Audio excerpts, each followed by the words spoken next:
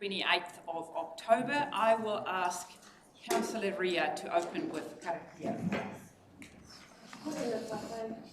Inoi tātou, I te atua tēnei mātou e tuku whakamoemeti atu ki a koe I tēnei ata. I te atua mana ki te mai ngā mahi kei mua I a mātou, whakakaha, whakatongia tō wairua ki roto I a rātou ngā whānau kua tai mai ki te kauhau mai, ki te whakatakoto I o rātou kaupapa, o rātou amu, ngā mea e aupehi nei I a rātou I tēnei wā. Ko tēnei tā mātou inoi atu ki a koe, arahina mai a mātou whakaaro, arahina mai o mātou kōrero, kia kimi hua, kia kimi oranga mō ngā kaupapa kei mua I a mātou. Ka tukuna I nei whakamoemeti atu ki a koe, I runga I te ingo tautamo ihu kraiti, āmeni. Amen. Okay, I have apologies for lateness from Councillor Tibble and I have apologies from Councillor Parata. Do I have a mover? Thank you, Councillor Cranston. Seconded by Councillor Ria. All in favour?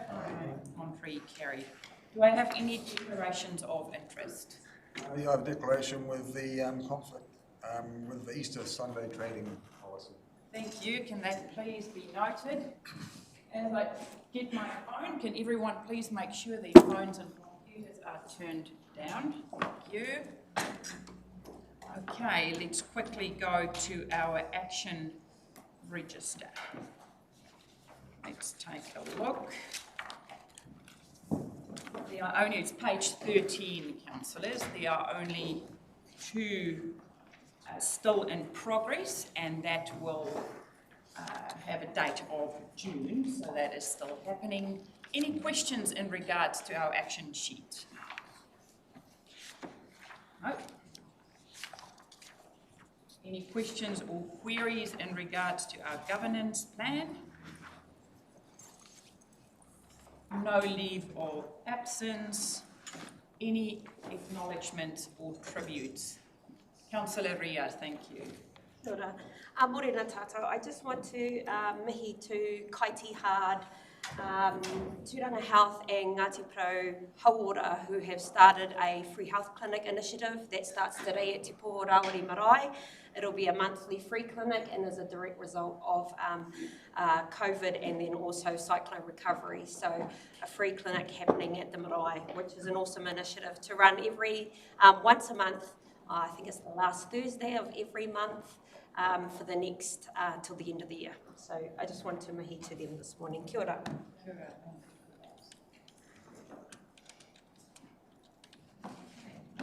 Councillors, I welcome the Burgess whānau here this morning. We're going to start with our public deputations. I do want to extend a warm welcome to everyone joining us today, also everyone joining us online. We will have 3 public deputations this morning. I will give you a little bit of update how it works. A public deputation is us inviting you to the chambers. I know our Bridge whānau has done a submission before, so it is very similar to that. You will come to the front. You have roughly 10 minutes to talk to us. There might be the odd question at the end just for clarity, but this is not where anything are debated.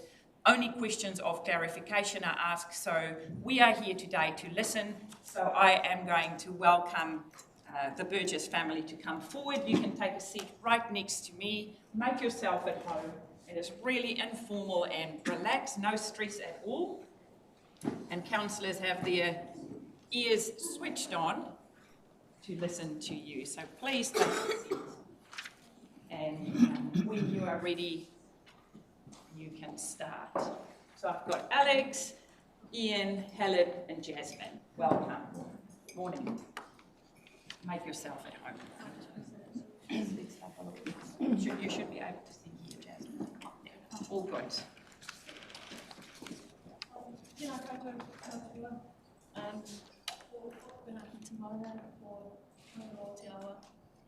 Ko Ngāti Kahinunu te iwi, ko Jasmine ahau, ko Burgess, te ingoa o tōku whānau. Lord Eira, tēnā koutou, tēnā koutou, tēnā anō, tātou katoa. We are the Burgess whānau from Karakia Station. The 4 of us sitting here may not seem like many, but we stand on the shoulders of 5 generations of the Burgess family on Karakia Station. and 6 generations in the Hangaro catchment, spanning 160 years of commitment to farming and the Gisborne economy and communities. We can trace this back even further when we look to our whakapapa through Ngāti Kahungunu, Tairawhiti Piti and Te Reinga Marae, where the Hangaro awa meets the Ruakaturi. Our deep connection to this whenua and the awa shapes everything we do, and kaitiakitanga has been ingrained in our values for generations. We'd like to thank everyone who's put the time and energy into supporting us this far. Rahit, thank you for always opening your office door and being prepared to give us time to listen to our concerns. We want to acknowledge the care and generosity of so many people and agencies who have supported us, ranging from a donated fruitcake to MPI funding desperately needed help with the animal welfare emergency we found ourselves in. We're grateful to live in such a caring country. I'll pass it on to Ian now. Over 2 years ago, Cyclone Gabriel destroyed the Burgess Bridge to our property. The next few months, our family was in constant survival mode. As soon as it was safe to do so, I started clearing tracks to reach our neighbours. Initially, a boat on a rope helped us cross the river. Thanks to my arborist skills and equipment, this developed into a flying fox, to which we could attach a bag to get supplies across the river, or a harness to get people over.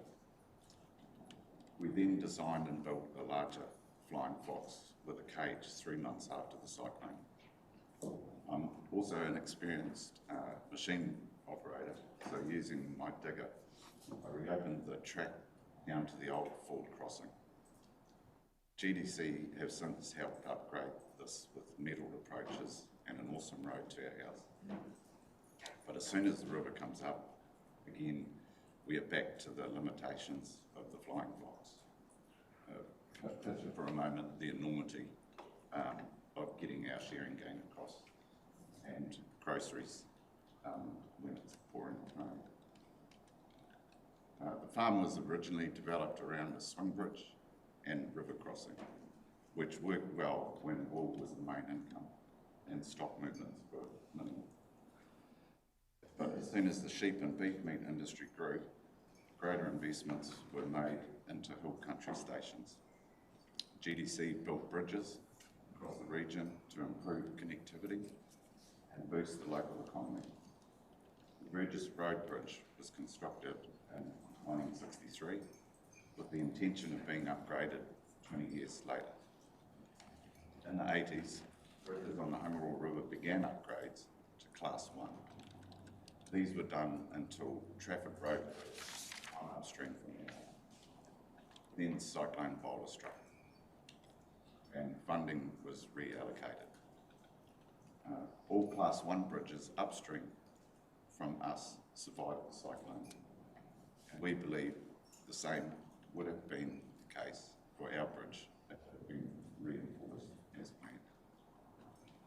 Looking at the wider context shows that GDC got 60 years out of a bridge that was only meant for 20. My turn. Ian and I became the proud owners of Karakia Station in 1996. We had always worried about the vulnerability of our under-engineered bridge in a large flood. Over the years, we have approached GDC several times about this possibility. We had even approached our insurance company, but this was not an option as we didn't own it. Our whole farming operation has to be geared around the bridge. Karakia Station has contributed tens of millions to the Gisborne economy over the past 60 years since it was built. Without it, we are severely limited in how we can operate. We can only drive through the river for approximately 20% of the winter months and maybe around 70% through the summer. Just 20 mils of rain upstream is enough to make our river dangerous and uncrossable. When this happens, we have no choice but to rely on our flying fox, which can only be used by one person at a time and requires someone always to be on farm. This is not a sustainable way to run a business. Without the bridge, our access to town, to essential services and emergency services is tenuous at best, non-existent at worst. I've stopped trying to write any emergency procedures. It's just too harrowing. The logistics of moving stock has directly affected our production and forced us to make negative changes to our operations.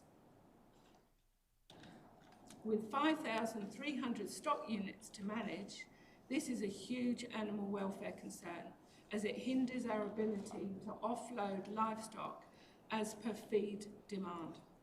We have no legal stock route to unload our animals. We have to rely on the generosity of our neighbours. The map shows that the 10k journey that it takes, and it can take 2 days to get stock on that journey. The Burgess Bridge didn't fail because of climate change. It was simply beyond its useful life and should have been replaced decades ago in conjunction with the change in land use in this district, as other surviving bridges have proved. We are in this position through no fault of our own. It's a cruel process that we find ourselves here pleading with the GDC. We feel heard when we speak to individuals within the council, but the general process makes us seem like we're asking for something unreasonable. It is not unreasonable to request that the access provided by GDC for the past 60 years be continued. If the council chooses not to support reinstating this access, it sends a message that hill country farming is no longer valued in this community. The decision not to support reinstating access could have broader implications, devaluing farms across the region that rely on similar infrastructure as ours. We're not asking for anything new or fancy. We simply want what we've always had, a bridge that works for our business and our community, so we can finally recover from the cyclone. We know this catchment and have generations worth of knowledge and observation.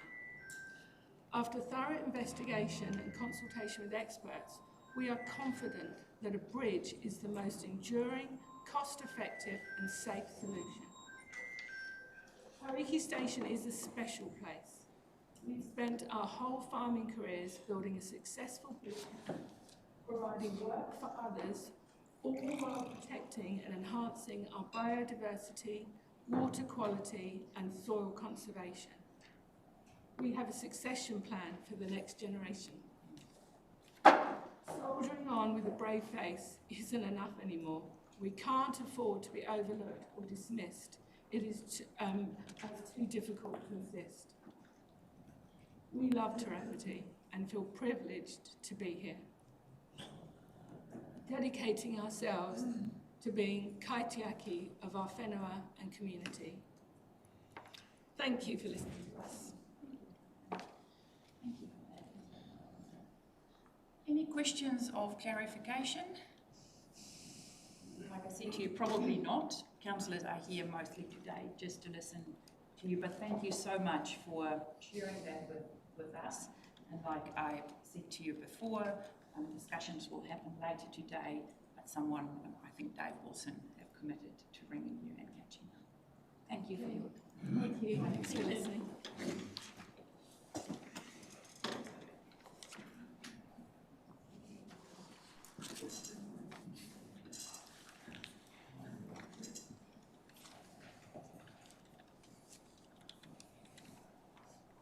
Okay, next I would like to invite, hello, good morning, Jan. Before I even invite you, you know exactly where to come. You can choose any of the 4 seats. Morning, how are you? Very well, thank you. Good, thank you. So, councillors, Jan is here to talk on behalf of, as on our plan, Bridges affected parties, as on our public application sheet. Morning and welcome. The floor is yours. Kia ora everyone. I'm Mary Clark this morning. Mary Clark sent a message to say You should have her statement. Yes, we've got that in front of us. She sent a message. I have had enough near misses and scary moments while crossing this river, but I am very cautious with the beast. Hence, I am not here today. Recent rain has it highish, dark brown with pressure waves and holes. Hence, I am not here today. There was a very good reason the bridge was built in the first place. So that's an apology, by the way, for not being there. I'll just read out the statement that I've handed out. Mary's at 180 Kōwhai Road. And I'm reading as if I'm her. My intention today is not to whinge and be a crybaby.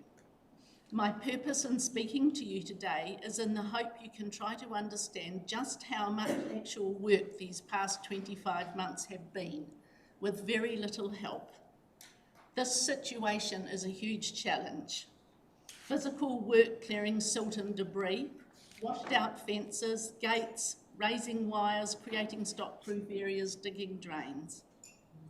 Email work, phone call work, letter writing and submission work, all the while maintaining a house and 50 acres, stock, a vegetable garden and a separation.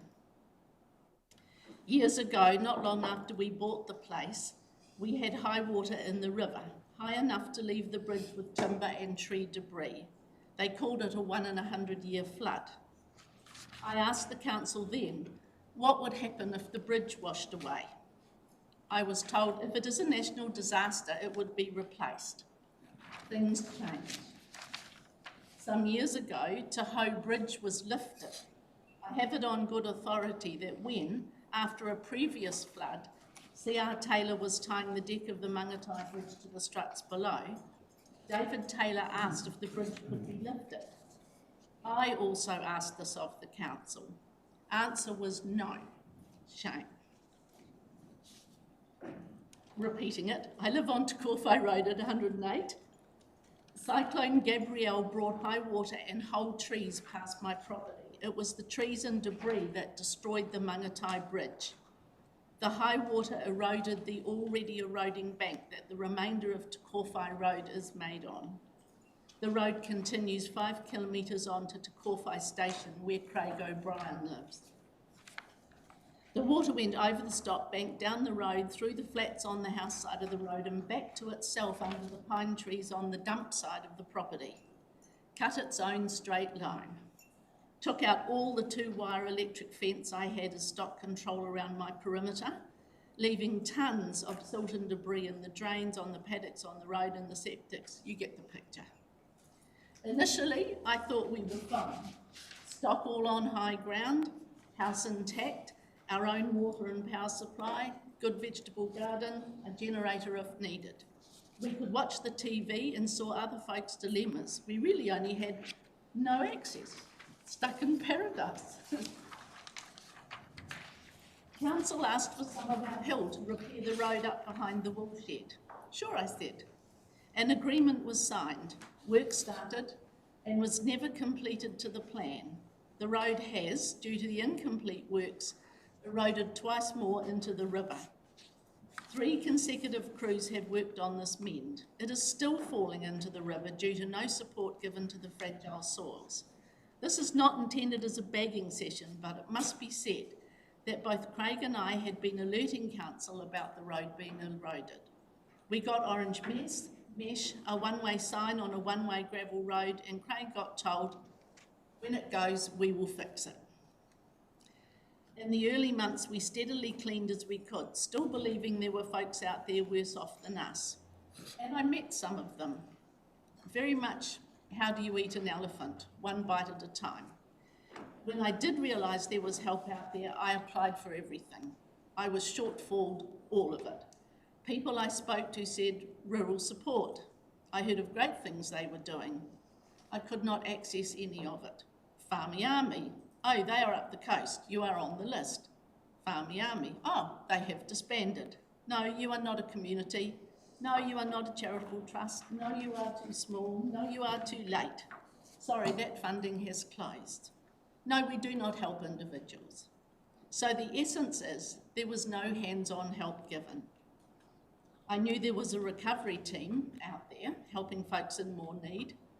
No one rang to see how we were. No one asked how we were going to get our vehicles across to the town side. No one asked where I was going to park them, how we were going to get our stock out. Too many mouths now for no fences and no grass, just silt. February, that was the hay paddock under the silt. Council said, tell her to buy a four-wheel drive. Council met with us residents of Te Kōwhai Road plus forestry rep and home manager and told us there is no money, there will be no bridge. You will have to form a group and lobby government. So we did.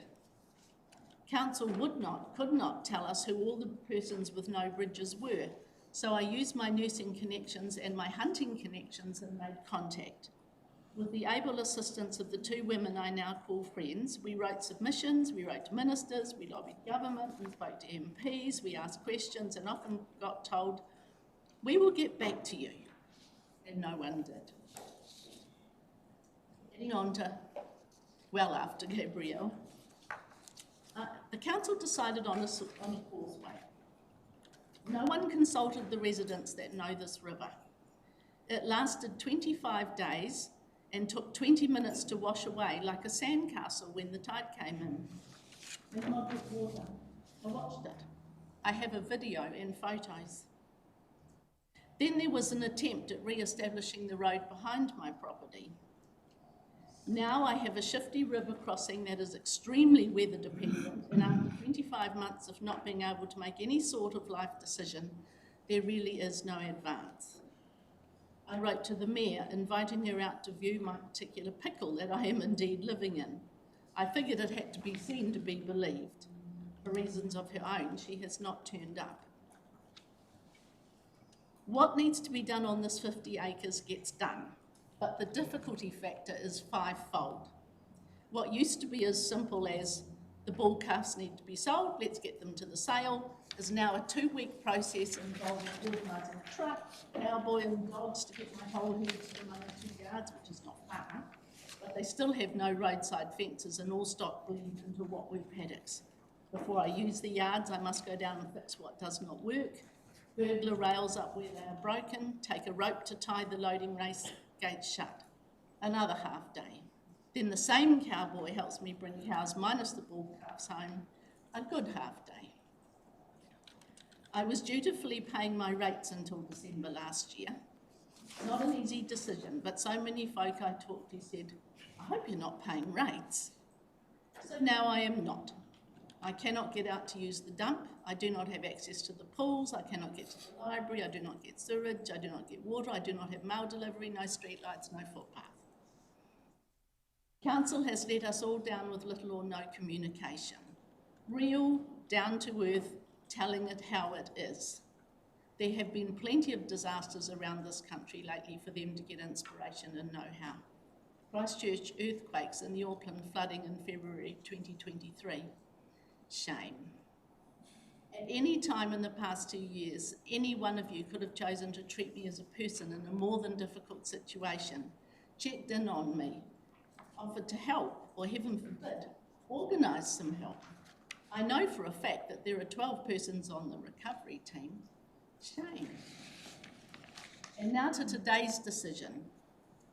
Despite many, many requests from myself and others, no one could answer the question regarding the obligation of replacing a bridge on a public road. I was told to ask a lawyer. Well, we've done that. You should have Matthew Lawson's letter to the CEO dated the 19th of March addressing the Council's obligations under the Local Government Act to provide and maintain access to properties and take into account and give consideration to the views and preferences of those of us affected by your bridge decisions. The Council hasn't answered this letter yet. Today is my first opportunity to state my preferences. My ideal is a bridge.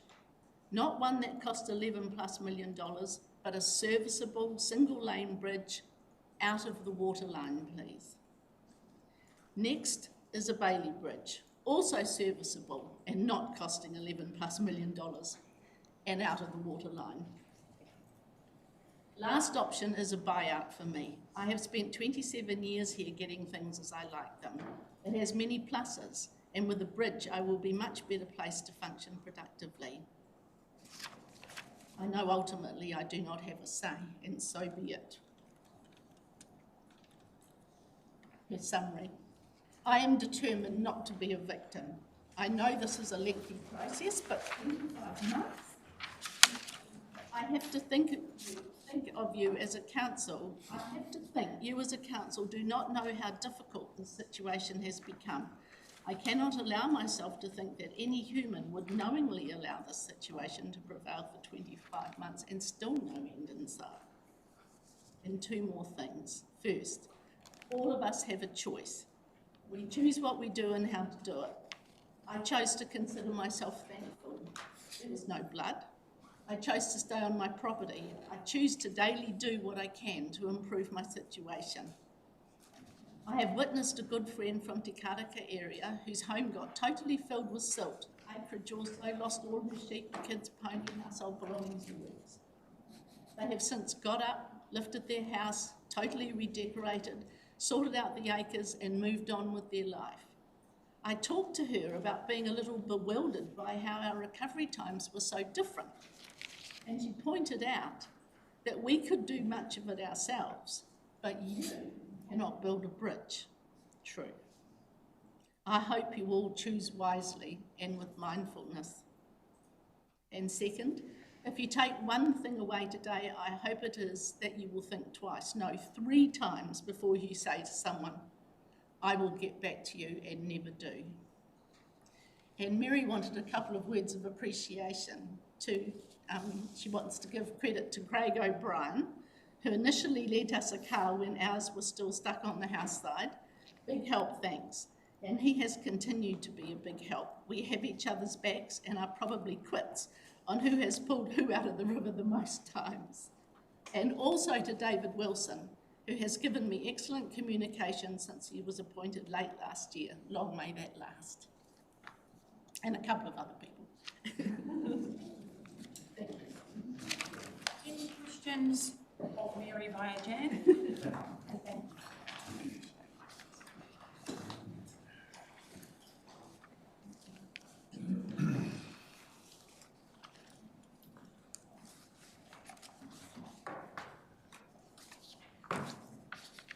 Chris? Yes. Yes. I was just going to ask, because I also see Rob and Mary. Mary has been, yeah.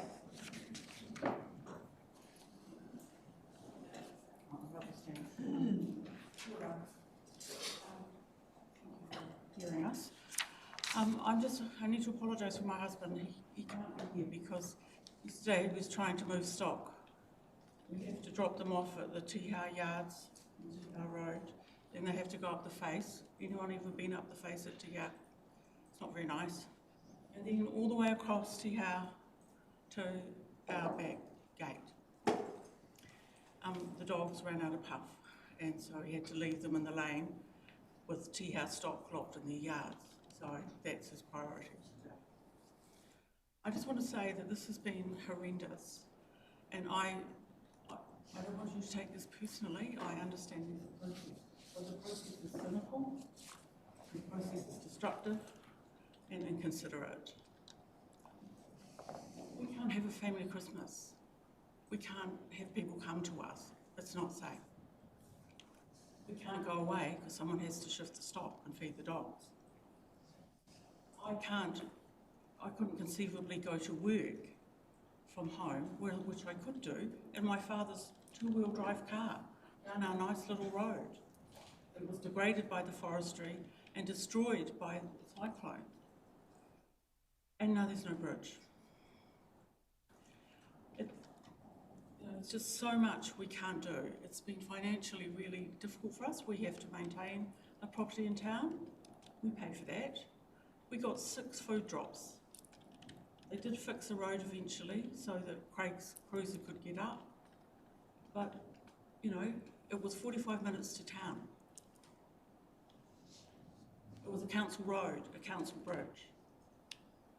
and now we effectively have nothing except our bikes, and have to be really careful about the weather. So I really would like a resolution. We can't go on like this. Craig is now 70. And I would hope that you would do your best to get us the absolute best outcome. Thank you. Thank you. Rob, I assume you're just here to support everyone. Ka pai? All good. Thank you for that.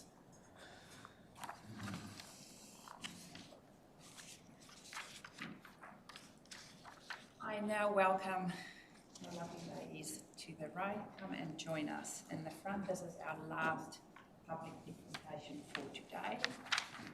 Tairawhiti Positive Ageing Trust.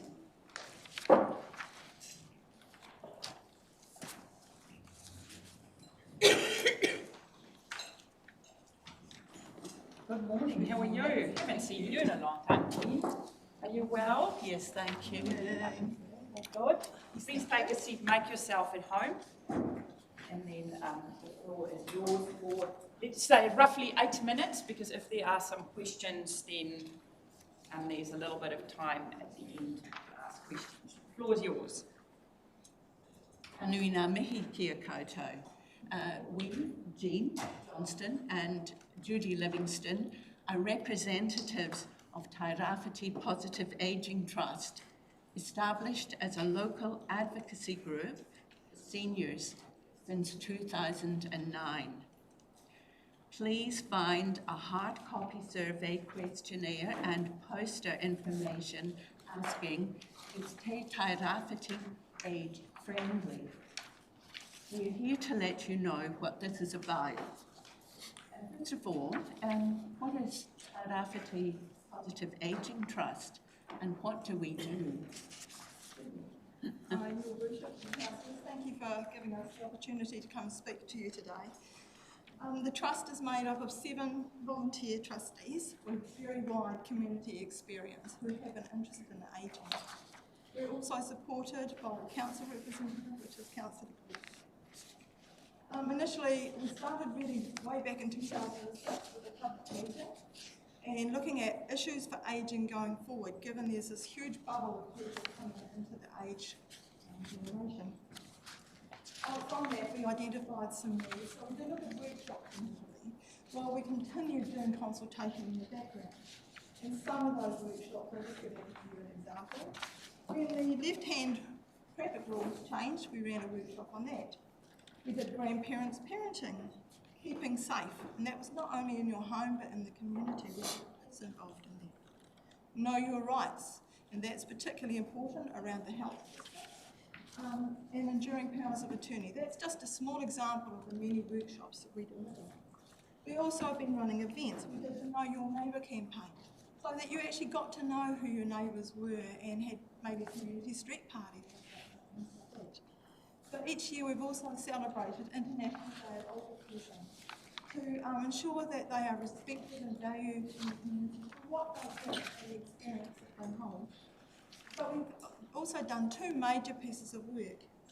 One was the compilation of the Tairawhiti Seniors Directory, which had all the organisations that delivered to seniors right across this region, had information on what they provided and how to contact them. We had probably 3,000 to 4,000 copies distributed across this region, and we updated that once. It was ready for another update and a print just as COVID hit, but the sector changed so substantially at that time.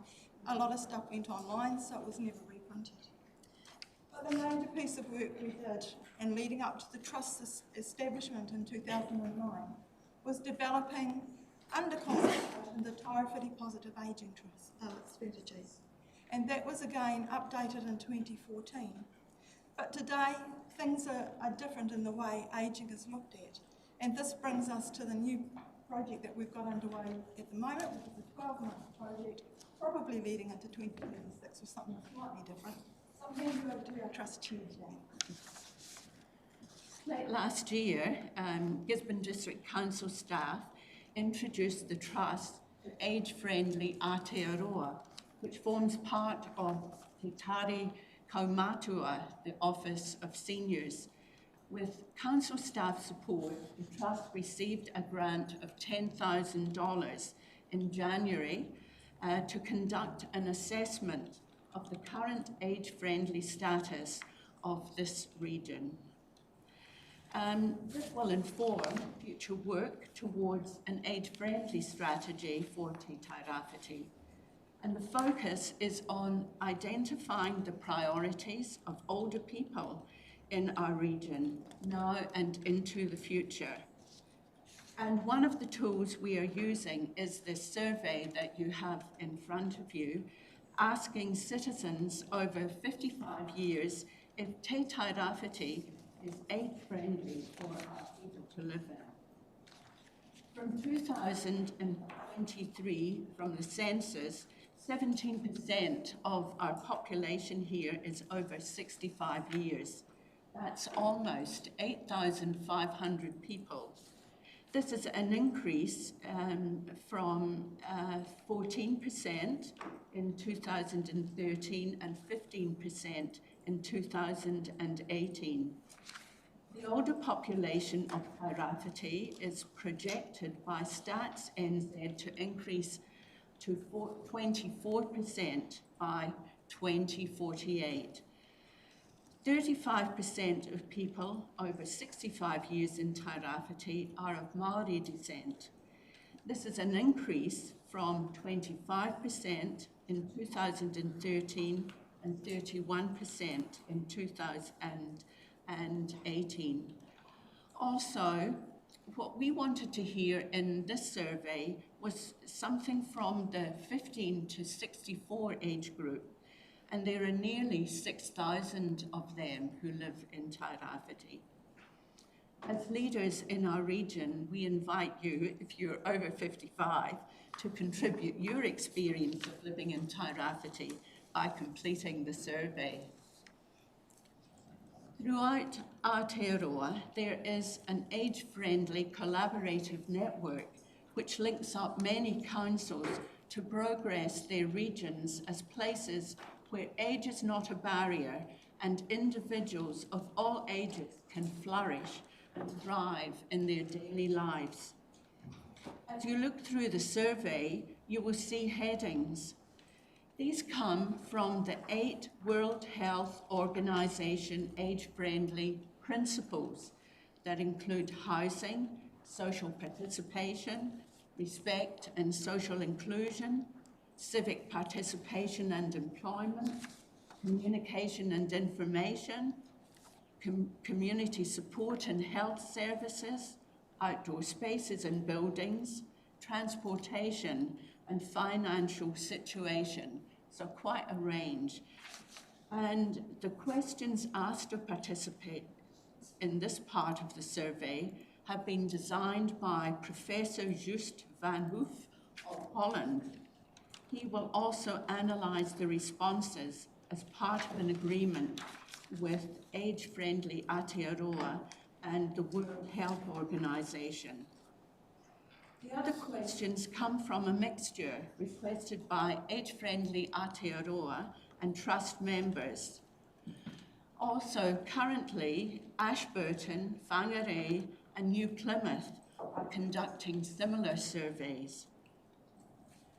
But most importantly, the survey results will also assist Gisborne District Council strategy analysts as current and further needs of senior citizens are considered in all aspects of planning.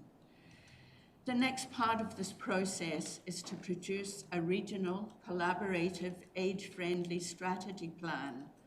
How this will happen has still yet to be worked through.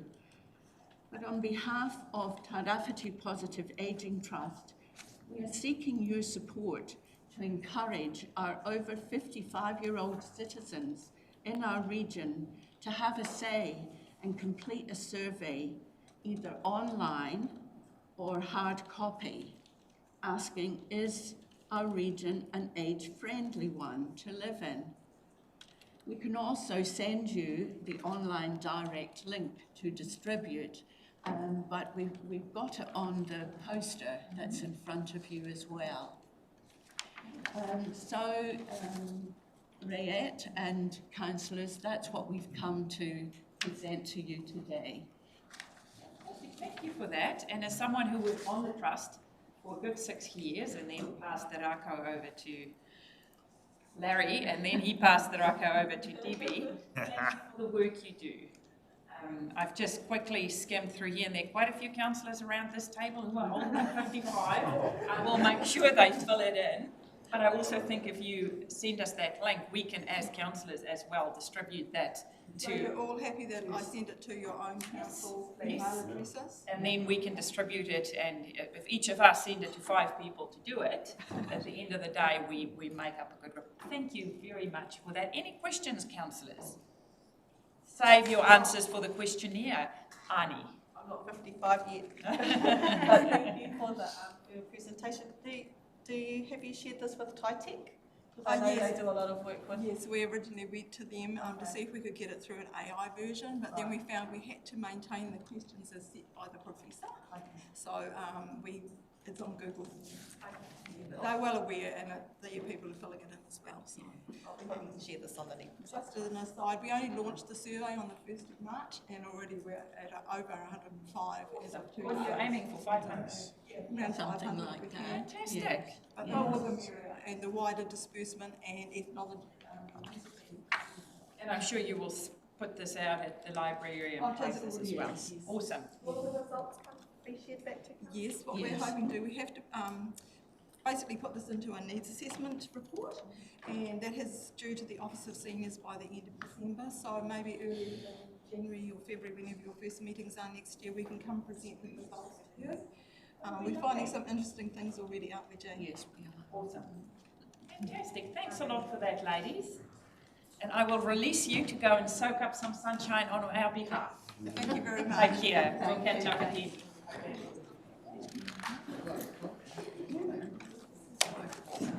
All these chairs are in the way, so I don't walk then.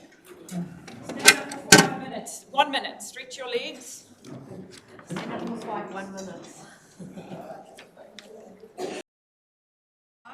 As we flow through today, I'm not going to do our usual stops. Sally, you guys need to let me know if you need a break, because then we can just stand up and have a little break. My plan is not to break at 10 o'clock as usual. I plan for us now to work through the public bit of the meeting till 11, and then we'll take a break, a quick break, and then we will go into public excluded. Kapai? Okay. Let me get my pencil, and then we are ready to go. Take you to our, we've got no notice of no business, no adjourned business. So I'm going to take you to page 15, which is the vacancy created by Councillor Robertson. And I was also saying to councillors at the last meeting we should organise a morning tea. Maybe on the 9th, organise a morning tea which he can then join us just for a formal haere raha. Kapai, Tere Moana, did you hear that? I'm just thinking for the 9th we do a lovely morning tea and we invite Councillor Robertson to have just a little catch up with us, just to tie a bow around him moving sideways. Okay, I'm going to open this. It's page 15, it's about the vacancy. Councillor Wharehinga. Thank you very much, Your Worship. I'll make this really quick. I'd like to move that we not fill the vacancy. We're really close to an election. We'll be wasting ratepayer dollars if we didn't start advertising to fill the vacancy. I would like to move 1A, not fill the vacancy of Councillor Roberts. Thank you very much, Your Worship. Seconded by Councillor Gregory. Anyone wants to speak against or for it? All in favour? Aye. Contrary, carried. Thank you for that. And I also want to take this opportunity to thank Councillor Robinson for the contributions he has made over time. He is a fun, quirky contributor, bringing his legal skills and analysing in ways which is unique to him. So I also want to take this opportunity and wish him all the best with his new endeavours. Councillor Cranston. Just the process of realigning the committees with the vacancy. What's happening there? I have appointed Councillor, and we'll do this on the 9th. Okay. Councillor Alder will be on the Wastewater Committee. I will chair some of the hearings. Councillor Wharehinga will chair the bulk of the hearings. What else? What else am I missing? And the other one I thought I'm not going to replace him on, there was something else. Audit and risk. Yeah, audit and risk, I'm not going to replace him at this stage. Kapai? Okay. Okay, councillors, we now move to page 20. Welcome, Charlotte. So you will recall that this is, we have workshopped and discussed this before, where we are saying to the community, if you want to open, open. If you don't want to open, don't open. So Charlotte, if you just give us the crux, and then we'll take it. I was just going to take it as read, but just noting that Councillor Wharehinga chaired the panel, and maybe he might want to say something around the panel. Yep, all good. And thank you very much, Madam Chair, and thank you very much, Charlotte. I just want to give credit to the staff and to our hearings panel in regards to being able to present this to Council. To be quite honest, whānau, it's very straightforward. All of the submissions were in favour of the decision that we made. The engagement was really, really straightforward. It was really good, well put together paperwork, well consulted, well workshopped by us too prior as Council. Very straightforward. I'm happy to move this as the chair of the committee that came to this decision. I'm more than 100% happy to back the decision that we came to. On behalf of the community that submitted, again, 100% of submissions were in favour of the decision that was made here today. So more than happy to move this. Thank you for that. Someone on the hearings committee. Thank you, Councillor Tiddy. Any more discussions, queries? If not, Councillor Thompson. You just want to add that the sale of liquor still applies, so you still can't sell liquor, and no one's forced to work on the Sunday if they don't want. Thank you for just highlighting that as well. Okay, Councillor Cranston. Yeah, the only thing for me, and it's through national legislation, that's having confidence that staff are not compelled to work during this time, and that's covered off with. And that was what held us up in the past. We just wanted to have that confidence around staff being treated fairly and having the option to not work. So, thank you for that. Okay, I have a mover in Councillor Wharehinga, seconded by Councillor Thompson. All in favour? Aye. Contrary, carried. Thank you for that. Thank you, Charlotte. Anita, what a lovely consultation document. Okay, councillors, next you will be aware that we have worked and workshopped our options, how we're going to go out and talk to our community, what structure we're going to have, because as it's September, that we need to tell government what our plan is. So Anita and the team have just whipped together a lovely consultation document. I'll leave it to you to discuss with us. Kia ora, councillors. We're really proud to present our consultation document on local water done well, and we welcome any feedback in terms of the document and also the high-level plan. In terms of the narrative in the document, we've used plain and simple language to convey the information and also what the community needs to do. We've inserted links for those who want more detailed information, so that's in terms of the business case and also the DIA paper on water services policy and legislation. Also to note, as we transition into the options, is the change to the narrative from local water done well to our water, our way. It indicates a sense of ownership around the decision for our water. In terms of the consultation, You will find the information on the channels that Council intends to communicate through in the consultation plan. While the decision on the options affect the region as a whole, our focus on the consultation is within the reticulated boundary. In terms of the wider previous engagements that we've undertaken, we've had about 13 engagements both up the coast and in the south of Tairawhiti. And through those engagements, we've communicated the local water done well process, and that has been through Liverpool Lifelines, who have also been in discussions with the community around the roading network. In terms of the design of the document, we have the water services represented through the 3 triangles that we have in the design, and we've used the triangular shapes in the taniwha to represent the different parts of elements within our community with the water systems and how they work together to form a whole. This design was done in-house by our graphic designer and in consultation with our engagement and Māori partnerships team. So we'd welcome any feedback in terms of the document itself, its contents, and also the high-level plan for consultation. I just removed one sentence from my little foreword saying this is not a choice we asked for, but it's one we have to make. We'll just scrap that. I think it's a bit more positive. Yep.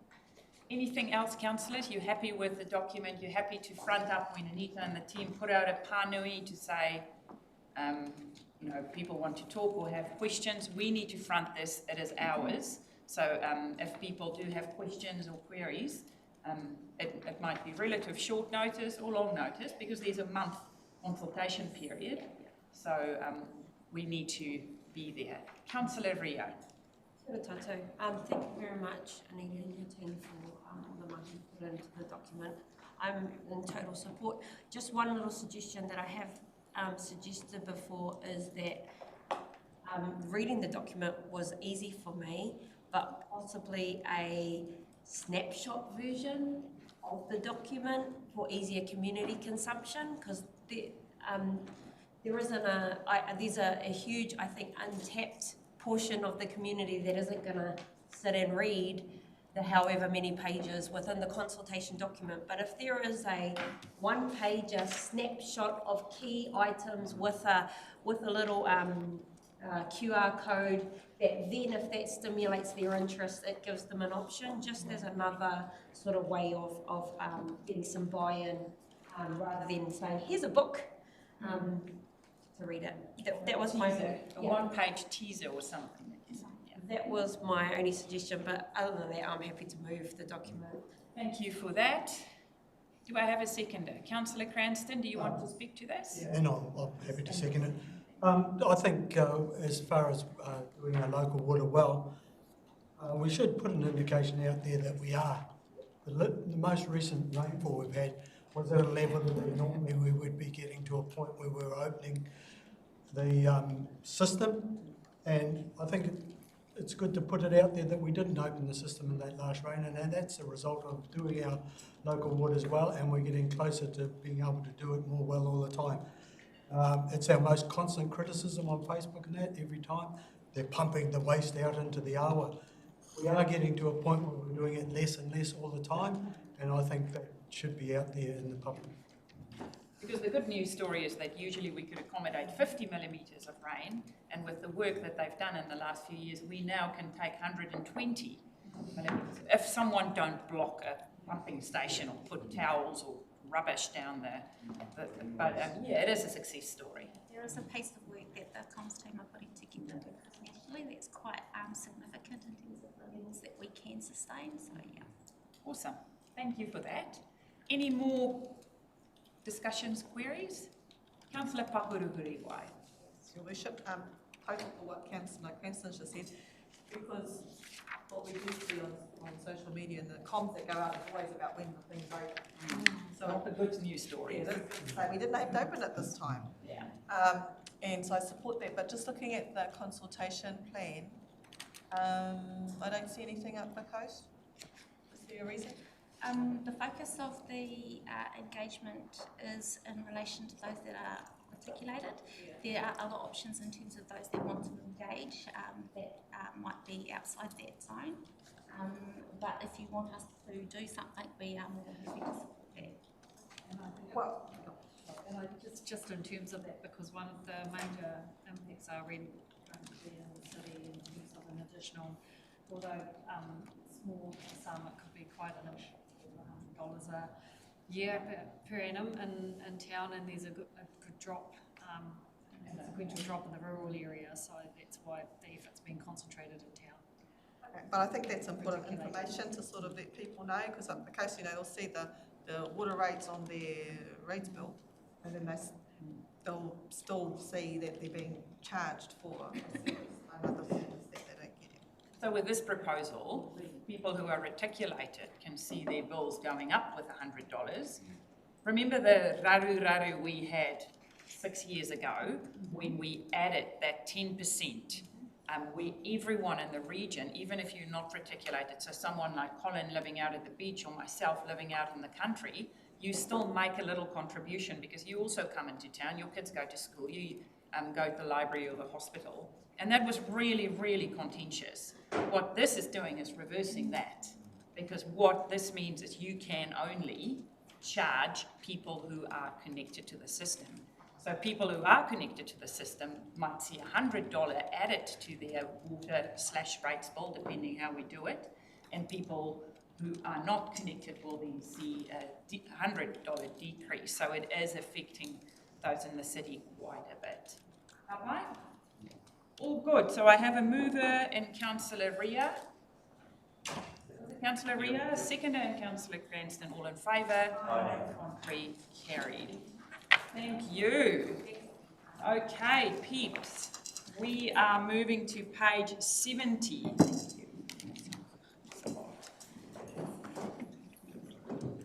This is just an approval to consider.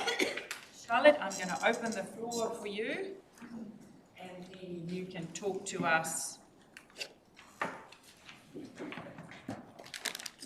I won't go into it in detail. I did just want to let you know, for those eagle-eyed people that may have spotted, on page 100, the title of the map says liquor instead of alcohol, so that will be updated to alcohol, just in case.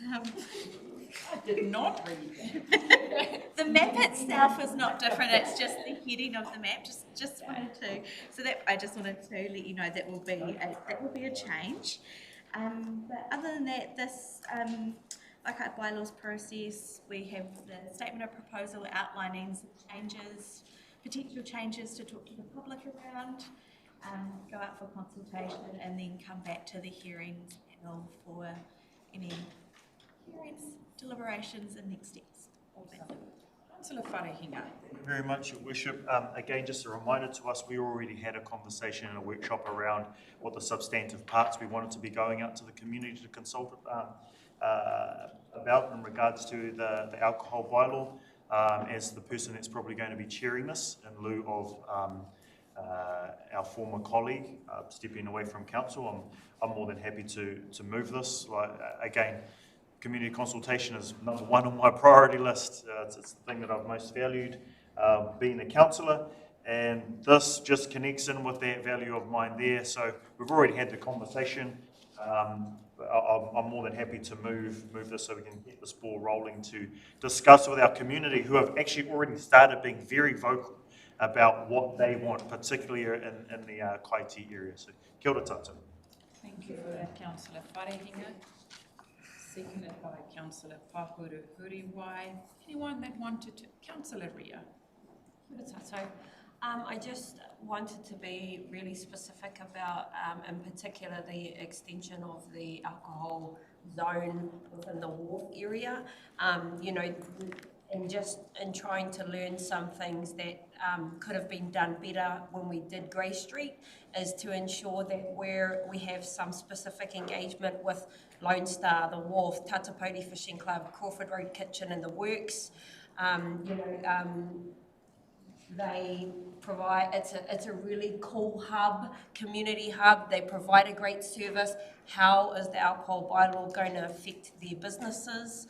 So just, that is one point. And just the other point, to ensure that there's some really good, robust feedback coming in from our coast communities, and how the alcohol bylaws will affect them locally. Right? We can make this law here, but none of us except Ani knows how it's going to affect people in Te Aroha. So I think it's really important to hear those community voices when it comes to creating these bylaws within those small communities. So those are just the two little comments that I wanted to make. Kia ora. Charlotte, any more discussion? So this is just us saying, let's go out to the community, share what we thought, and remember we workshopped this, and there were some other proposals which we then decided we're not going to go forward with. So this was what we thought was sensible and in line of our community aspirations. So I have a mover in Councillor Wharehinga, seconder in Councillor Pahuru Huriwai. All in favour? Contrary? Carried. Thank you, and thank you, Charlotte. Charlotte, thanks. I know, so you could have. Okay, but no, famous last words, Nadine. Your report is meaty and chunky, and there's heaps in there. So councillors, I always, the reports like this, I like to break up in sections so that we discuss a certain area at once. So I'm going to go on page 111 and 112, as you can see the different categories. So my plan is to open up the floor for different categories, and then you can ask your pānui, your question, and if you have a question for later, more than welcome to ask more questions. I just think it is fair on Nadine not to ask 47 questions, one on page 1 and then 71 and then page 4 and then page 6. So let's stick to what we know. I'm going to open up the first 11 pages. So that covers local waters done well, emergency management improvement program, resource management reform, which is a biggie, which I emailed you the discussion document, which Nadine and I attended a Zoom on. Please make sure you read that. It is easy to process, lots in there. And then the review of the national direction, also climate change and a regional speed management plan. So I'm going to open the floor on those first 11 pages. If anyone has a question, your report, I want to give you a bouquet. The report is really well done. There's a lot in there. It covers so many different topics, and again, it reminds me of all the business we are in. Can I just also just want to acknowledge Roy and Pauling's team and the other team that pulled this all together. What we've done differently this time around is you've got the update from our recovery team in terms of the progress that we're making. So we've made a few changes around the reporting of this, and that will now bring it and attach to the CE report, so you've got some visibility as to how those projects have been tracking. There is a bit of a delay around getting up-to-date information, so the latest report that we've prepared internally, so this is about a couple of months behind, but I can update you as we go through. Any questions on that first section?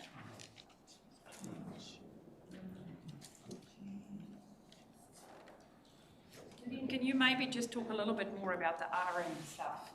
Just a little bit of what it means for us and how you're going to guide us through this process, because it's complex and it's going to be time consuming and thanks Your Worship, and I will get Jo to tap in here because she's been doing a lot of thinking in this space, but it will have implications for the work program that we're doing, how we do it, who we do it with. So we won't really know until we start seeing the detail of the proposed of the bill as that tracks through, but it will be on steroids, and the government is planning to have this in place by July next year with some substantive changes in consultation likely to be hitting around the time when there is an election period where the councils will not have elected members.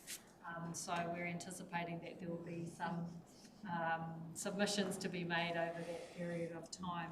But Joe's team are preparing to bring a report back to Sustainable Tairawhiti Committee whereby I think it's in May, which will give us a bit more opportunity to be engaged with the webinars and to see how this is tracking through. Josie, anything you want to add?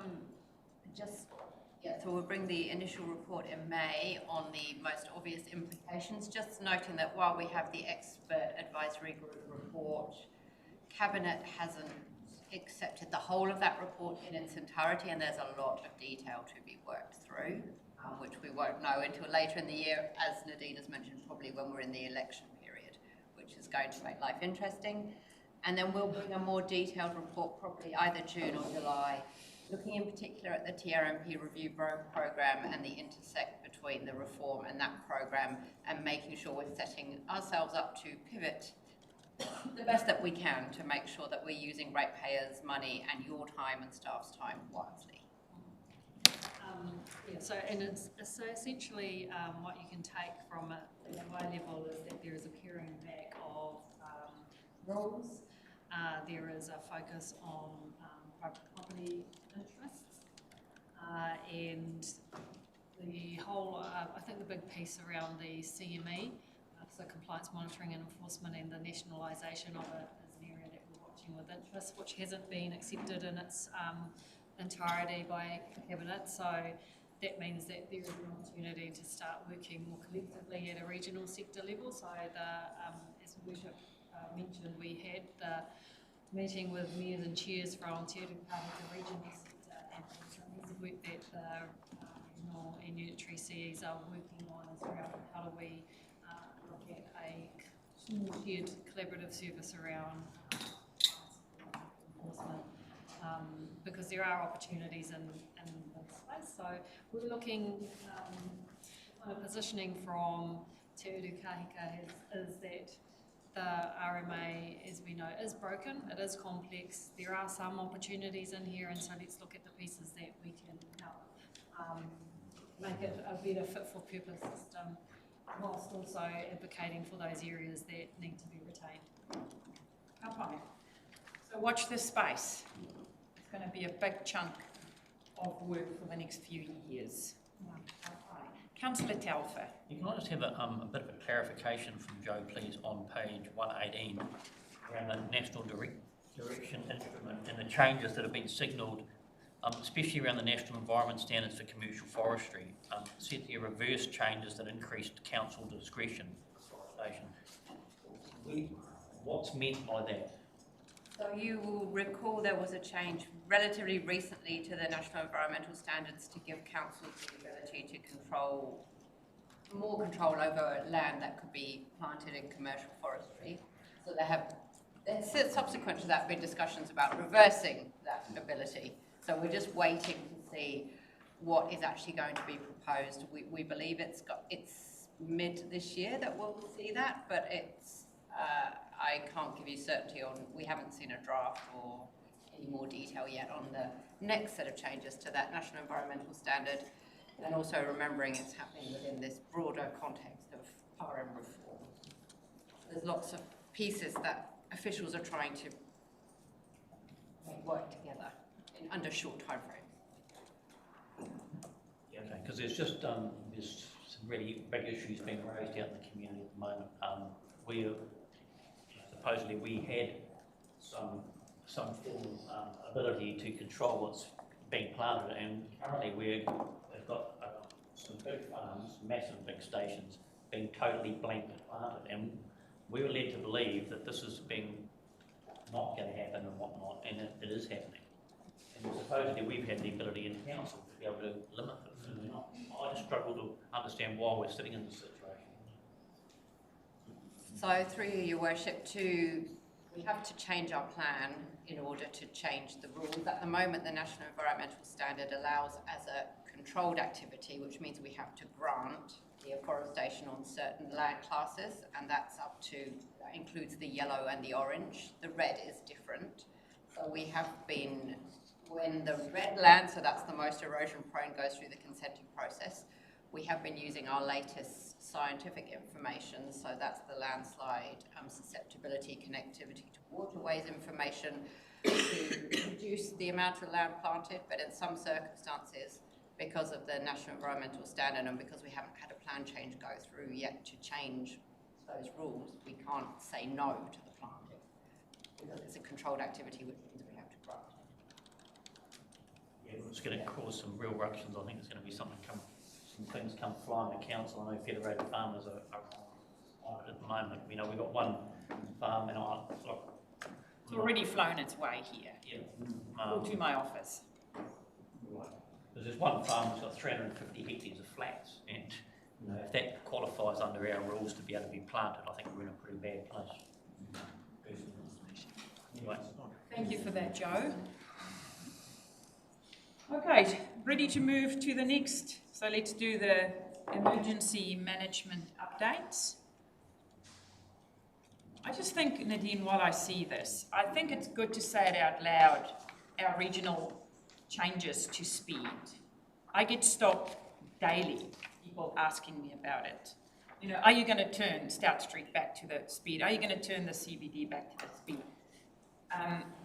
I received an email this morning saying we are working through all the technicality. It's not just straightforward. Some things automatically revert, like the Makarori areas which NZTA are involved. They are now doing consultation on the Hamarau to Sara Street bit.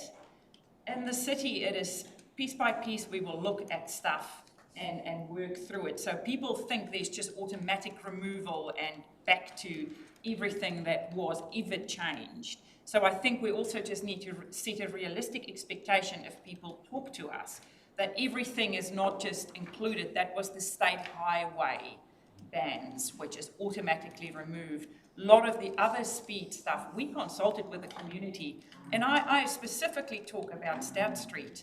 If you know how many petitions and upset Stout Street residents we have met with in the last 10 years because people hoon down there, and now we do have those two areas there that slow them down a bit or they fly over it. So I also just want to caution us, there's just not an automatic speed removal of everything that is related to state highways. The rest will be on a case-by-case basis. Okay, emergency management updates. Tairawhiti regional recovery. So it takes us from page 12 to 19. And Your Worship, and the attachment. Yes. Extensive. So the attachment is right in the end. Very well written report with all the data in there about bridges and our recovery stuff for the last December, January. Councillor Gregory. Thank you. I just wanted to return back to the speed thing. On the Regional Transport Committee, the last meeting that came up as a question, and we were told that Stout Street and Gladstone Road will not change because they come under a different blah blah. Yeah. And it will be a case by case. It's not included in any of those blanket stuff. People hear in the media these blanket reversals. That is definitely they're not changing. Cool. Great. Any questions in regards to our recovery? So that is the attachment at the end. All the information about the woody debris, the bridges. It's got every single bridge in their status, what's happening. We've got... Would you like Rod to come up? Yes, and Rod. We can do a page turn on the... Let's do a page turn on... Please come forward and walk through that recovery page, because I don't want to rush through that. If you see it's an attachment right at the end. So what I think we'll do is walk through that and then section by section ask a question. I'm struggling trying to correlate your page numbers to the ones on my computer. So we need to quote your numbers to completely different. The 12 to, okay, I see what you're saying. Yep. So let's just, for clarity's sake, go to the attachment right at the end, councillors, and I'll give you the proper page. 159. So that is this one, the attachment with all our recovery stuff. And I think, Nadine, if you walk us through, that would be great. Yeah. Okay. So Black Bridges, you've got further this morning, we've got further conversations happen on that. Yep. And Yep, next bridge, obviously there you'll see the Black Bridge schedule there where things are at and which bridges, and obviously you've got a couple of decisions in your paper today around Mangatai and the Burgess Bridge. But this is a little bit up to date. We have actually got design gone out for Grays, Pariki and Hollywood. So design tenders have gone out for those in the last sort of couple of weeks. And the St. Ledger is actually going to look like that we're going out to construction tender for that in a couple of weeks. So St. Ledger, Grays, Pardik and Hollywood hopefully will all be under construction later this year. We'll put through that process, but Dave Wilson will certainly give you more of an update on that. Your red and orange bridges status there, you'll see where we are with red and orange bridges. We've also added into the red and orange bridges some resilience work, by getting some extra funding in there. So we will be looking at a number of bridges across the region, about another 9 million for resilience work across that work and where we are with that. But that program is coming along well. It sort of works in with our yellow, our green bridges as well, because some of the bridges we need to get across to get that to happen. But you'll see there where the inspections are at, our optioneering and our design, and working through a completion process of those 28 bridges that we've formed the red and orange bridges. And I think we will come back to you on a resilience, what bridges look for resilience and how we spend that resilience fund across the bridges, and what bridges are the ones we want to prioritise across the region. Green bridges, you'll see there in green bridges, again, that's well underway, that's just $1 million, and that's just minor work that's happening through there.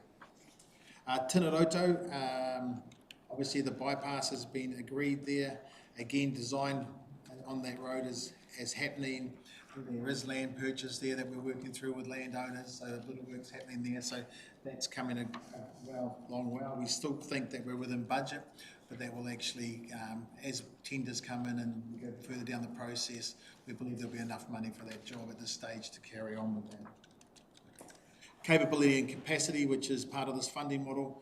You'll see there we've spent $1.2 million to date. We've just been working on claims, and we just got off a phone call with NIF on how we can streamline our claim process, and we'll be claiming that money. But that money will be we'll be looking for an extension of that. That funding runs out in June this year, but we've got approval to take it through to June next year. Community road and improvement, iwi improvements. That project's well underway now. We're getting tranches out. There's complex work and non-complex work, so we've got broken into two lots of contractors that are providing that service, and that work's going out across there. There was a whole lot of work that wasn't funded out of NZTA slips, in community. This is all community, is all DPMC and NIF funded. It's not funded any of this work through NZTA, so we're actually working through what the priorities are across the region for the spend of that fund. Cat 3 buyout, bit of an update. There's probably a couple more properties come into Cat 3 buyout, but again, that looks like it's going to be on budget, and we're working hard to make sure they've got every agreement sorted by the 30th of June there. So that actually is, there's only a handful of properties that Joe and the team are across that they're working with to engage with. Probably a couple that are a bit risky as the 50 Makarori and a couple others that we just need to work through. Flood resilience program there. I'm raising Tairawhiti. Again, there's that project's going well. We've extended that out till it was actually originally finishing in 30th of June, but due to the take-up, we're actually going to extend that out till the 30th of December, and we've got a permission from the government to actually extend that out. But we are trying to work with our homeowners there to get the funding out and work with them to actually get those houses lifted. The East Coast flood protection, again, all of those flood protection are well into modelling. Josh and the team have engaged across that. It's really hard for them to get good data people to help to do this. There's a shortage across the country. Obviously, everyone's doing modelling and that work, but the team have got in early and secured some good consultants to help them. Again, it's just working in the community and working up, but there's a lot of engagement going on with the communities around what those flood modellings would look like. And the Waipawa stock banks are well underway and ahead of schedule there, and obviously the autumn, the longer autumn goes, the more construction they can actually have there. But I know that was pretty quick, but just happy to take any questions on any of the slides.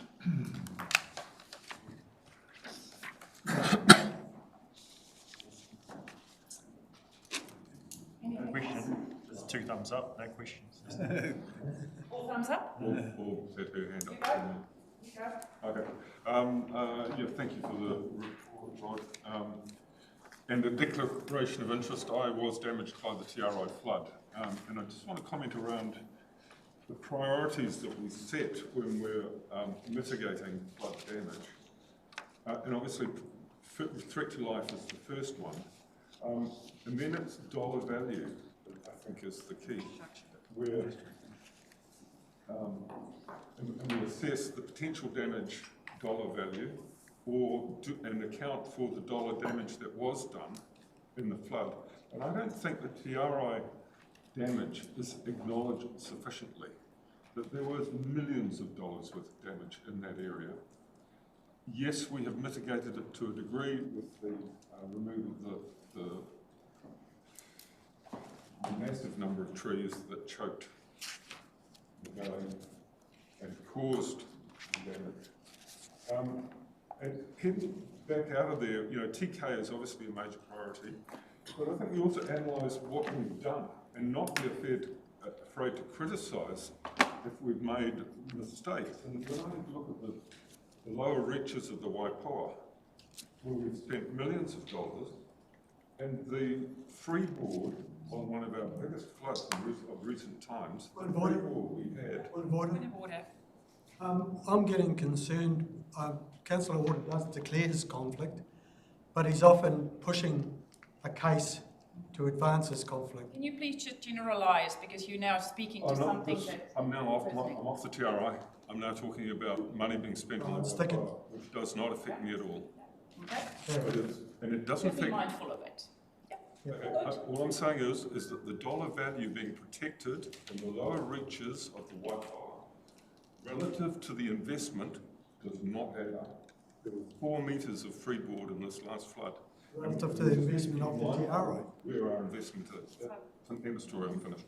Thank you. Through your worship, just to note though, that Waipawa project was well planned in advance.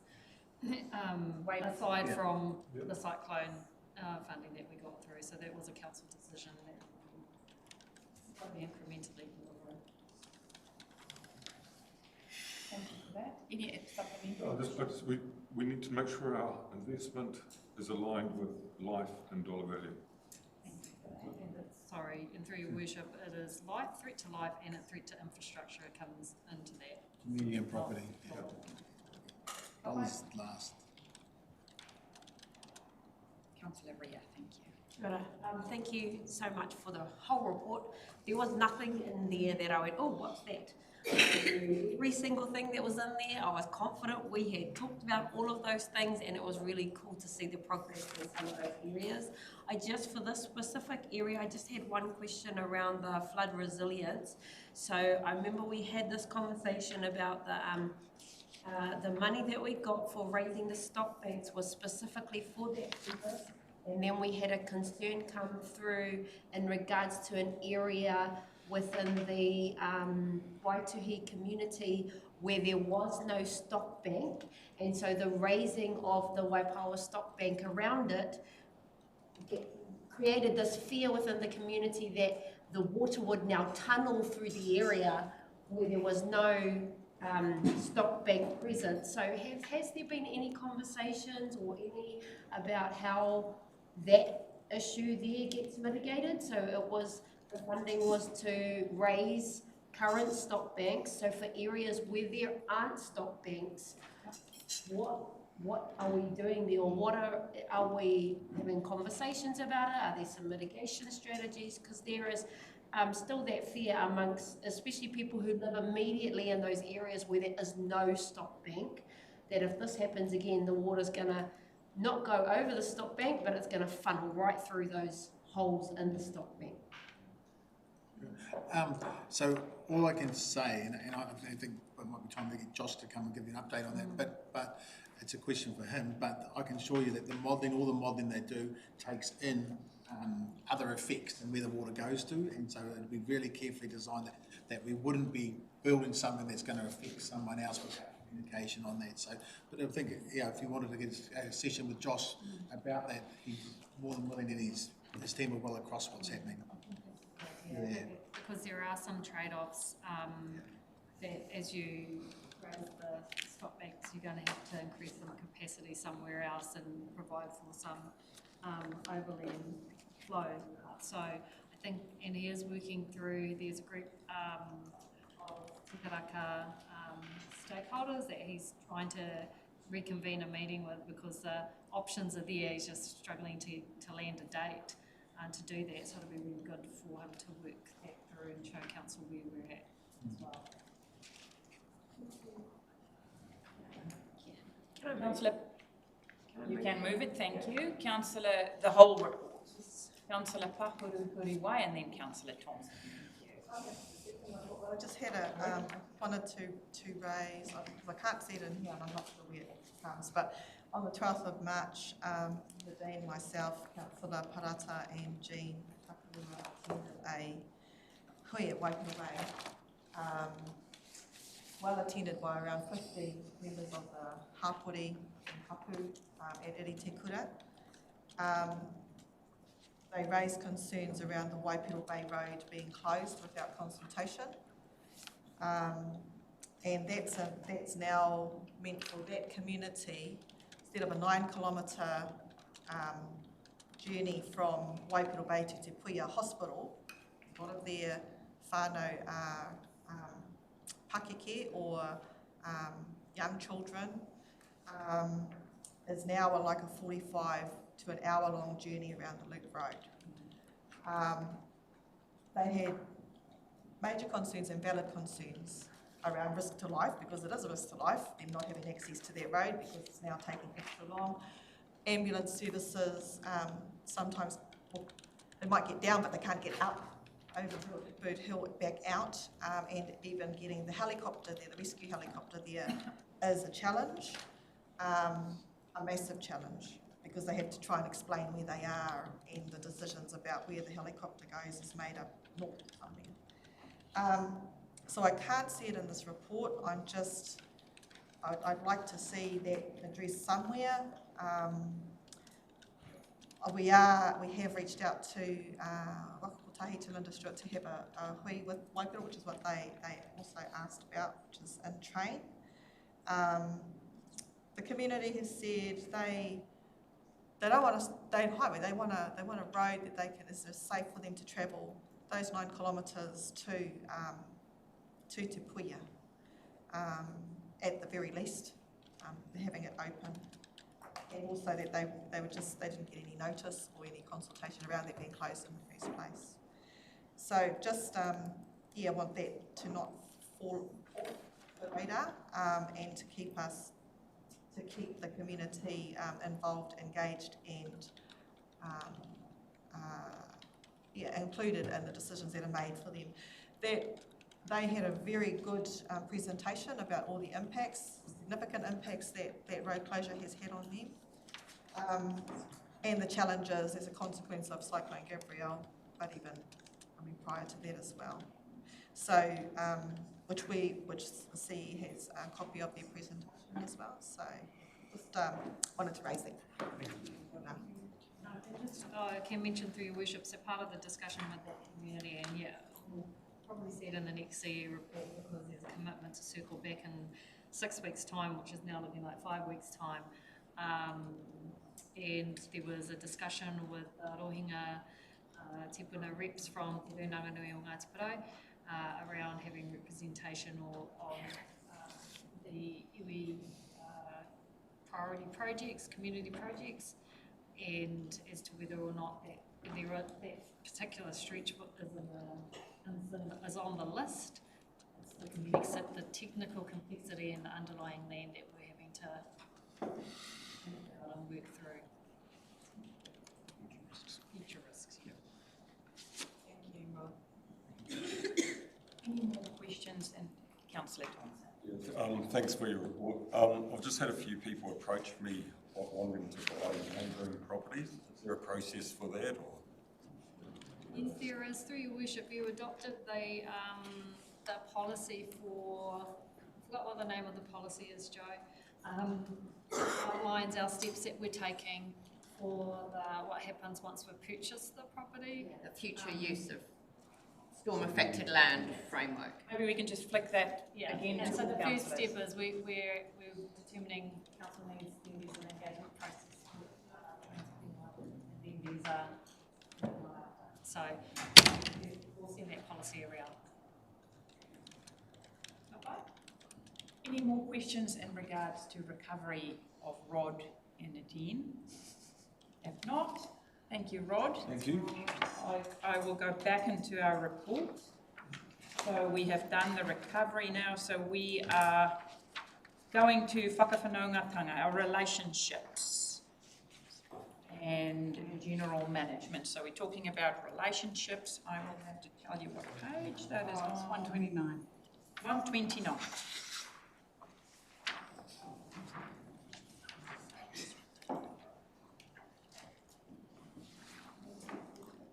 So Nadine is the implications in regards to our relationship with iwi, hapu. There's quite a summary there.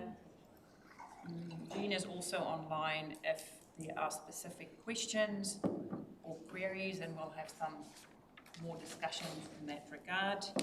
Then general management, health and safety, we discussed yesterday our audit and risk.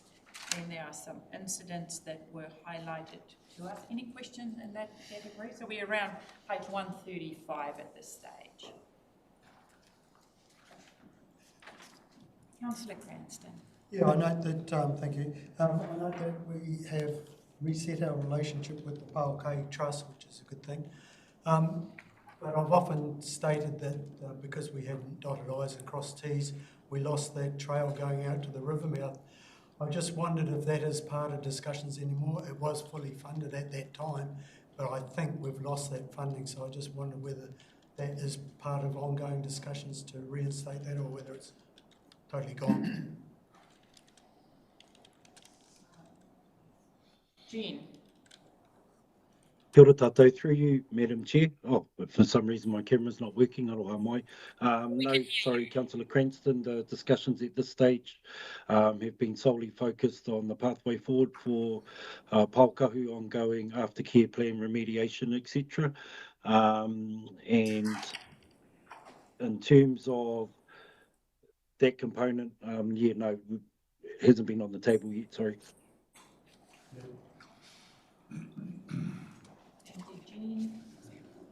Okay, then next we talk about the Resource Recovery Centre, feasibility stuff, the community facility, the indoor centre. Councillor Ria, did you as our representative wanted to give us a little update on that, or are you happy for us to discuss it at some other time? Just a quick mention. So the ICM committee is putting together their documents now and hoping to come to, I think it's the Extraordinary, Extraordinary Council meeting. They'll be giving a presentation. Stefan will make a public deputation as well. Yes, yes. So very excited to present this work, excited for what it could mean for our community, excited for you to be excited about the site and all of the magical things that we believe it could encourage within our community. And that's, I think I want to leave the rest to... Good. You've just set the bar. Yes. There's excitement coming. Yes. I took out of it. Okay, then there's a bit on township upgrades. Thank you for Just got a query there, please. that as well. Councillor Foster. Yeah, page 138. I've just got a query. Why is a basketball court more expensive in Tolaga Bay than what it was in Ruatoria? When I read that, I thought, well, this... Yeah. Anita. Inflation, basically. Pardon? It's inflation, basically. Inflation. Excuse me. And is that kind of inhibitive?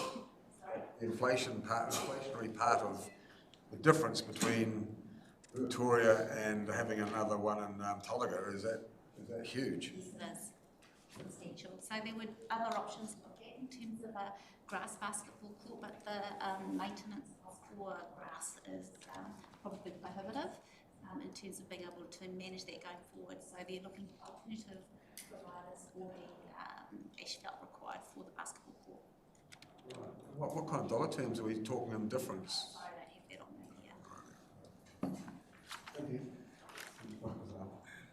Okay.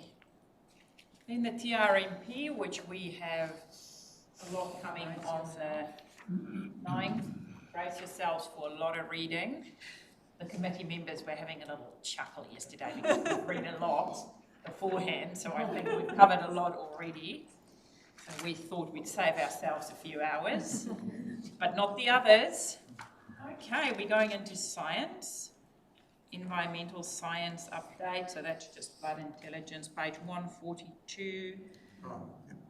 Councillor Foster. I've got a question. The crop survey, is there any noticeable difference between the survey that was done previously to what is done now and the type of crops? And because I was really interested, and I've been part of the wastewater management committee, we did use that crop survey for water consumption that was used by all the crops around the place, and it was really interesting. I just like to know if there has been any difference between that previous survey and now, and the type of crops that have been planted. So, through you, Your Worship, the final report for the most recent survey isn't completed yet, but we will be, once that's ready, we can report back either to an ops committee or just send you a brief summary because it will be going on the website as well. We do look at trends over time as well as just reporting what's... Could that be put to the wastewater management committee as well as an item? Because we use that for alternative use and disposal of water, and the information gathered from that about what could be used for irrigation purposes. I'll discuss with the relevant staff and see how best to make sure they have the information and then they can report it up in the most appropriate way. It would be a bit odd to have a full report on the crop survey probably at that committee, but they definitely need to know what that information is saying. Okay. Yeah, a couple of questions. Yeah, great to see all the river level research going on. I think that's exciting. And again, on the survey of the flats, I was wondering, are we gathering information on irrigated area and area that would like to be irrigated in this current survey? So through you, Your Worship, not so much through this current survey, but there is a piece of work under the Water Security Programme looking at that potential demand piece of work, and Trust Tairawhiti has also commissioned another piece of work working closely with us, looking at the economic potential if water was available to allow for different irrigation patterns and different crop use across Waipawa and across the region actually, and that will be looking at those very points that you've raised. And then the next comment was, it's good to see again that we're measuring the groundwater for flood. And it's not mentioned here, but the aquifer levels, what would be the chances of the aquifer levels being an often reported level? It would interest a lot of people out there to know what those levels were doing relative to current climate. Aquifer levels, Councillor Alder is asking how often that... Your Worship, those deep aquifers, you really need to look back over a long period of time to really understand what the aquifer is doing. It's not like the shallow aquifers which move up and down rapidly because they're connected to the waterways, the surface water. So we only tend to do sort of a deep assessment of what that trend is telling us, say, every 5 years, because you need enough data to inform you. Having said that, GNS have recently done some analysis and reporting on state of the groundwater, and those deep aquifers, particularly Makori aquifer, is still assessed to be in decline overall, although relatively stable over the last 2 to 3 years because of all the rain that we've had.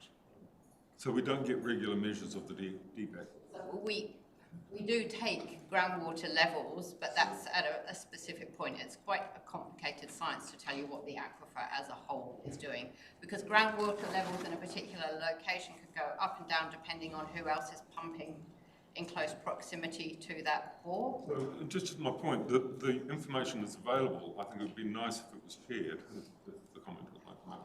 Yeah, understand. I'll check what's on our website. We tend to make as much information as we can readily available on our website. I will need to double check if the water levels are on there or not. Thank you. Okay, next we have science updates, which we've just spoke about. Councillor Pahurahuriwai. I'm not sure if I'm on the right page. It's page 47 of the report. Am I in the right area or not? Yep, so it's page 146, councillors. Wainaki? What page is it? Sorry. If you move it, it'll come up. Move it. Did you say you're on page 37 of the 157. 157, let's go. That's Last one. on track. Voting activities. Sorry, I'm early. Councillor Cranston? What's that?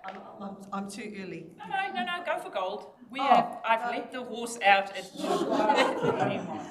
Sorry, it's in regards to just the tsunami evacuation, PO for kura and early childhood centres, which I thought it was a great idea, but where are they?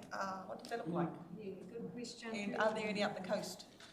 I will circulate a list to get some further information on that. I was actively involved when it was released. I was part of the I had to run up the hill behind Wainuri and had to half pull the minister up because he didn't bring his running clothes. So I know there was a time when that was discussed with kura, so it would be good to get an update what kura has been signed off. Yeah, just where they are, and if there's any up the coast, because I think it's a great idea. Awesome. Thank you for that. Councillor Foster. Yeah, I've got, well, no, Councillor Cranston was before me. Yeah, I've been trying to get into science. I'm a little bit loose today. Councillor Cranston. Yeah, just I noted the concern of the old man's beard spreading. Oh, yes. And that is really concerning because it's really hard to contain. But it also got me thinking about an approach I had from a community member in town. What do we do about privet? Because they've got a privet tree on a neighbouring property that's almost the size of some of these trees out here, and it's seeding the privet on their property. So what are the neighbours' responsibility to get rid of that huge privet tree which is seeding the whole street? Good, you're through to really pushing the limit of my knowledge around privet species management. Michelle? Well, it's a noxious weed, so there must be some legislation, some way of... There will be, I'll have to look it up. Yeah. With certainty, so. I'm just concerned the size of that privet is such that it must be seeding a huge area. Yeah, and there's a lot of. And it is a health concern. I'll connect you if Thanks.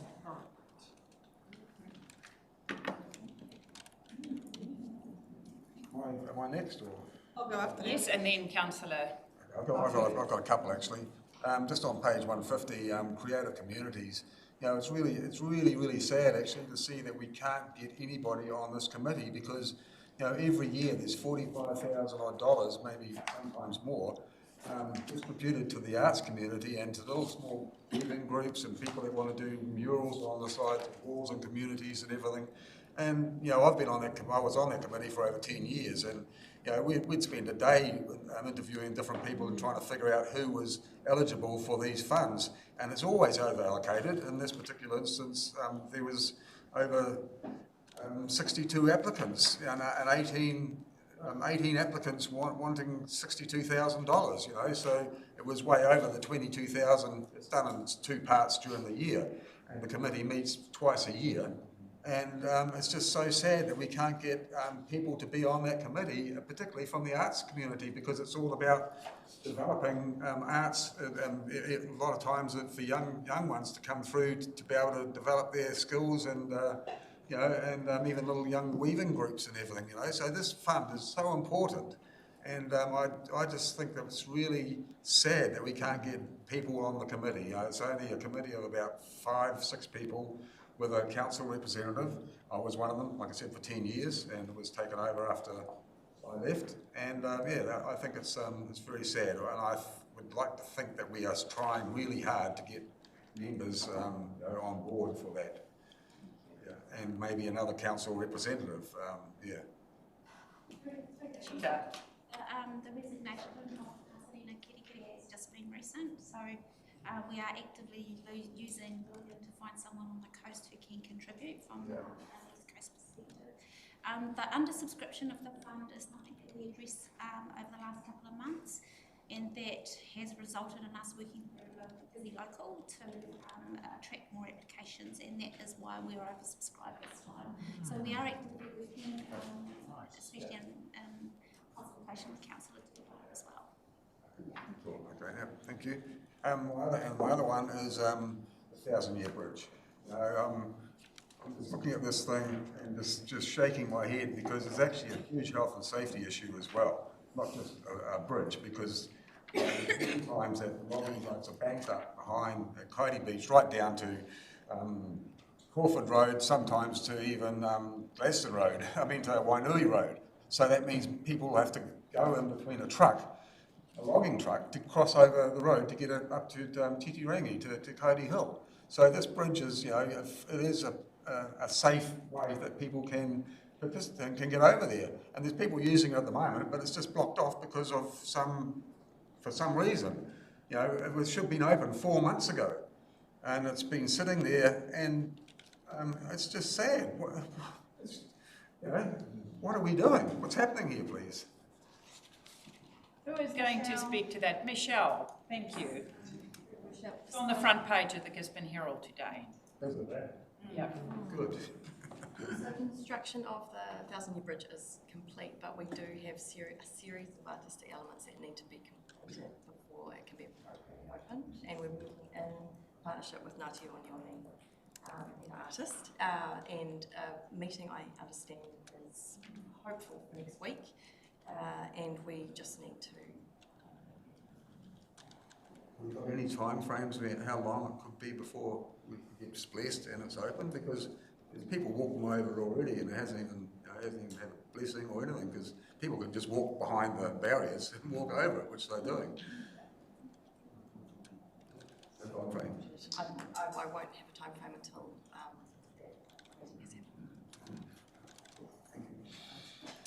just also want to say too, I'm disappointed in the Herald take on the delays in this. Like, we have always been wanting to work and been working in partnership, so there's about a respectful approach to when it can open, not pitting us against one another in that. And I think that we just need to keep that in mind, that we are honouring our relationship and respecting that relationship that we have with Ngāti Onioni. And I just didn't think that the Herald take on it was a really nice. Thank you for that. Thank you for the clarification, Michelle. You finished? Yeah. Councillor Tupara. Just following up on that, obviously comments about the Arts Committee, the Creative Communities Fund. Just a congratulations and acknowledgement to Angela Stewart and the amount of work that she puts in that space. Comment I would make about people not being available to fill spaces on their committee are the artists who would rather be on receiving grants than allocating grants. And so we do have in our relatively small community a difficulty in finding artists willing to give up their creative space to become an administrator of that. And so we just need to be a bit wary of it. And there are artists here who would love to come on but have projects in mind going forward. that being on such a committee would put constraint on them. So I think we'll probably end up with ones coming on, but maybe another year they might come off, and just having some flexibility, but acknowledging the character of our art community. But there certainly is a willingness to keep that fund going, keep it robust, and keep doing the work that it's able to do. And this last recent round, I think has been quite tremendous in the way it's been able to allocate the oversubscription there in a reasonably fair manner. In terms of the 1,000, whatever it is, walkway, since Mr. Hadfield's discussion at one of our previous meetings about that, him and I had a discussion, and that discussion has led to further discussions with Ngāti Unioni, who are, have some ideas and have a view on how to advance this, and are as willing to advance this as anybody else. We've had a talk with the contractors involved in construction, who again equally keen to advance this. And whilst we have budgetary constraint, there are some ideas how those constraints can be met with the budget that we have in front of us. So it is active, and I guess in saying that, whilst I might have a perceived conflict of interest, in terms of negotiation, I'm happy to continue that, working with Dave Hadfield, Ngāti Unioni, and the construction company will continue. And like everybody else, hope a resolution can be arrived at in a relatively short time. Councillor Gregory and then Councillor Pahuru. Thank you. I am talking about page 155 about, I hate to say it, but the Grey Street development, Streets for People. I just that figure of 330,000 that's under the Grey Street development, it ended up being 900,000. I thought we were paying 10%, and did we only get 330,000? Or was that a mistake? We will need to check on that, will we, Anita? Yeah, it looks like it's a mistake because it looks like it's in two places. They've just put it things, but I'll come back on that. I just probably use this time to mention, and we'll get some more comms around that some people might be anticipating when the review of that trial will be completed. So just that install went in around August, so we will be looking at the review done in September. So it won't be until the new council to be making a decision on the next step. So we'll just get that comms out so that people are aware of the timeframes. But you'll get back to us with those correct numbers. Councillor Pahuru Huriwai. Thank you, Your Worship. I was just wanting to total what Councillor Cranston talked about in regards to the woolly nightshade. It's everywhere. It's rife up the northern end of the coast, on the verges of our local roads.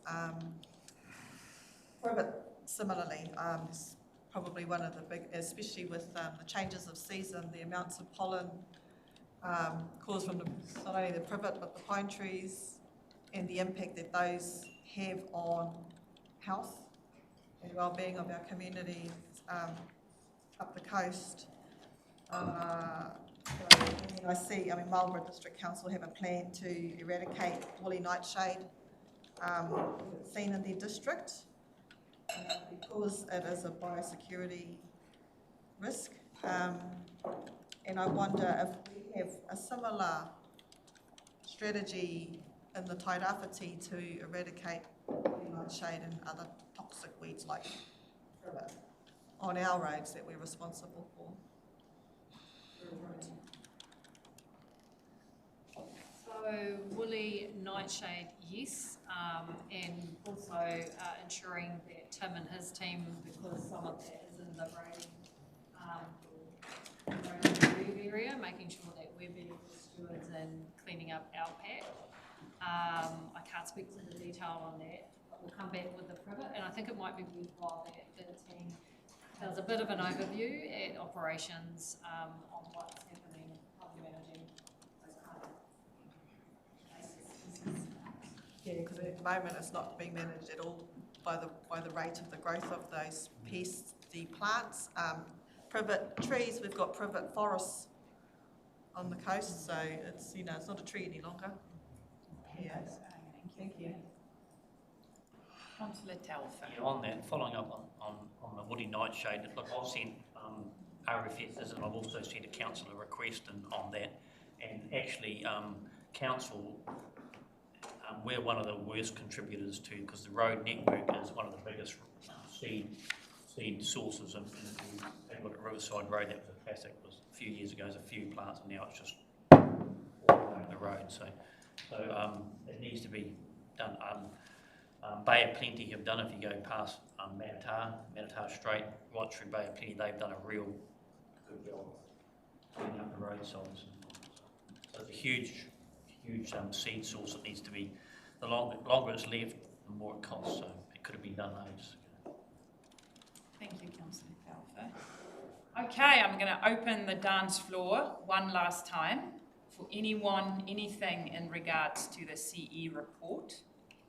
If there are no questions, we have had a mover in Councillor Rea, a seconder in Councillor Paparuai.